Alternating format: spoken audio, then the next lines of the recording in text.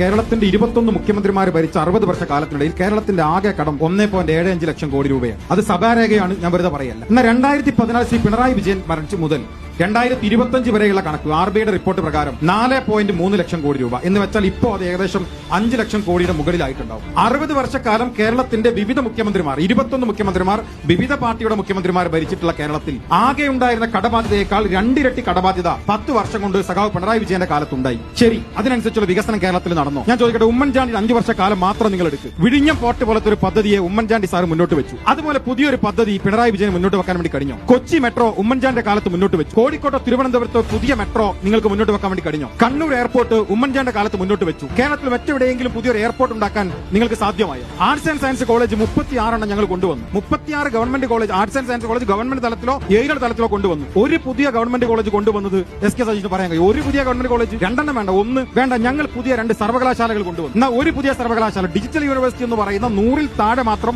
കുട്ടികൾ പഠിക്കുന്ന ഒരു തട്ടിക്കൂട് സർവകലാശാല അല്ലാതെ ഈ 10 വർഷം കൊണ്ട് ഒരു മുഖ്യധാര സർവകലാശാല കൊണ്ടുവന്നത് നിങ്ങൾക്ക് പറയാൻ വേണ്ടി കഴിയും? നമുക്കറിയാം 140 MLA-മാർ കേരളത്തിലുണ്ട്. MLA-മാരുടെ ആസ്തി വികസന ഫണ്ട് 5 കോടി. അതാണ് നമ്മൾ കാണുന്ന പ്രധാനപ്പെട്ട നിയോജക മണ്ഡലത്തിലൊക്കെ വികസനം എന്ന് പറയുന്നത്. അത് 5 കോടി രൂപയാക്കിയത് ശ്രീമാൻ ഉമ്മൻചാണ്ടിയുടെ കാലത്താണ്. അത് 5 കോടി 1 രൂപയായി വർദ്ധിപ്പിക്കാൻ പിണറായി വിജയന്റെ കാലത്ത് കഴിഞ്ഞിട്ടില്ലല്ലോ. ഇപ്പൊ ഈ അവസാന തിരഞ്ഞെടുപ്പിലേക്ക് പോകുന്നു, 5 കോടി 1 രൂപയെ വർദ്ധിപ്പിക്കപ്പെട്ടിട്ടില്ല. നമുക്കറിയാം +2 സീറ്റ് SK സജീഷ് ഉൾപ്പെടെയുള്ള നമ്മുടെ മലബാറിലെ വലിയ പ്രശ്നമാണ്. അവസാനം അവതരിപ്പിച്ച ഒരു ബജറ്റിൽ പോലും +2 സീറ്റ് പ്രശ്നം പരിഹരിക്കുമെന്ന് പറഞ്ഞ പ്രഖ്യാപനം ഉണ്ടായോ? ഉണ്ടായില്ല. പുതിയ സ്ഥിരം ബാച്ച് കൊടുത്തോ? കൊടുത്തില്ല. പുതിയ സ്കൂൾ അനുവദിച്ചോ? അനുവദിച്ചില്ല. അവസാനം അനുവദിച്ചത് ഉമ്മൻചാണ്ടിന്റെ കാലത്ത്, അവസാനം ബാച്ച് കൊടുത്തത് ഉമ്മൻചാണ്ടിന്റെ കാലത്ത്.